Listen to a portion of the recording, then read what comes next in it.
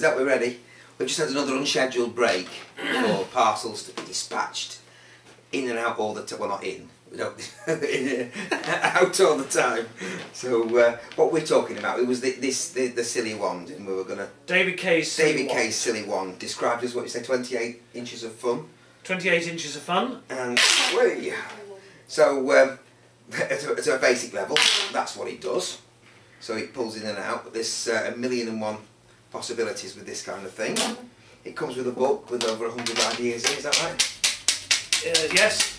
The final one in there says that you can wave it over a magic prop and say abracadabra. I just don't know how David comes up with these. That sounds like David to me, that, yes.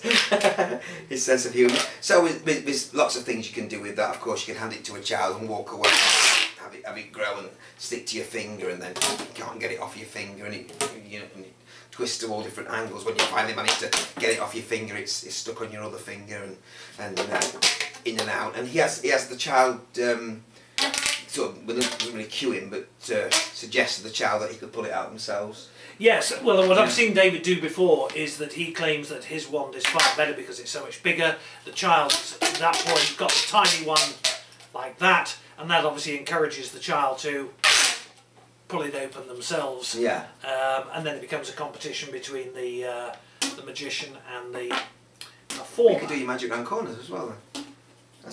Oh, very good. Yeah. Yes. Or if you need to, he uses a telescope in one of the ideas, I think, looks at the child, oh, I can see you much better now.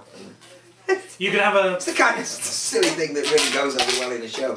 Well, it looks so simple, but there are so many different things you can do with it. You can have a telephone ringer gag, and... hello?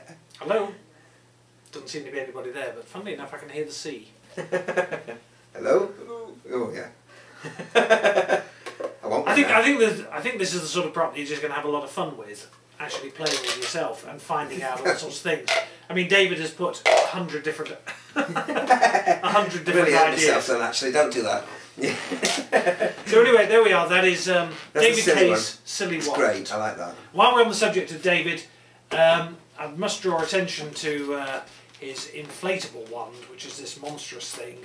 And I've shown this before on a DVD, on a video clip on the website. This is the one where you can put it under your arm, and as you pull it out, it whacks you on the ear, and you do that a couple of times. So eventually you say, I'm not going to put it under my arm, I'll hold it here instead. Except I can't see the children now, so you bend it down, and of course it whacks you in the face. But there's something that you can do with this, which I think may be in the instructions. Mine's a bit smaller than yours. Well, exactly. But you say that for this particular trick you need the world's biggest magic wand, and you produce this. And the kids obviously tell you that this is the smallest magic wand in the world. You say, no, it isn't. It just looks small. This is actually the biggest magic wand in the world. And what we've done here is just made a little sleeve of black material and roll the wand up inside it so the two white ends are showing, and then as you unfurl it you actually get the wand that's going to become this. Nice thing about this is that this is self-sealed. There's nothing to tie off at all. You simply blow it up and it will stay like this. You just pull it apart and put more air in if you want to. So that is David Kay's inflatable wand, and nice. You could use this a bit like we were using the whacker wand earlier, because obviously there's no pain involved from anything that we do there. So that looks good. One that we put out recently. In fact, you might like to demonstrate this one. John. This one, the balancing, Doing one. The balancing. I like the thing. I mean, Jeremy came up with the ideas with the pin that we did in the demo video, where you're balancing a pin on. You actually push the pin inside the wand, and you've got the pin balancing like that. I've got a question about this really, because obviously we can balance the egg on there. These new eggs are even harder because we're going to balance it on the... Whoa, look at that, look at that. On the point. Look at that, right on the point of the egg, and we can... Oh, there we go.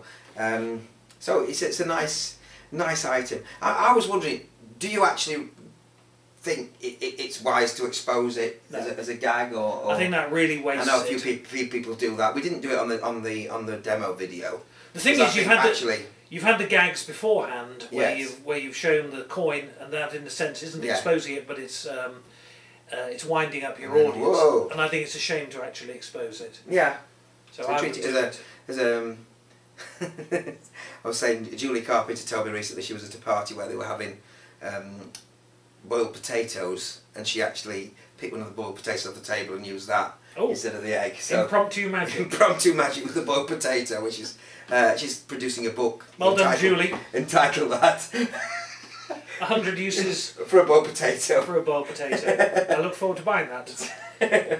So there we go. That's the balancing wand. Now this is a knotty wand, which I think was the brainchild of dear old Wally Boyce, and we used to sell hundreds of these. And I think that sometimes people don't use it as it should be used. They simply cover the knot, give it to the child, turn away and say, "Oh, look what you've done." And that to me is throwing away a really good prop.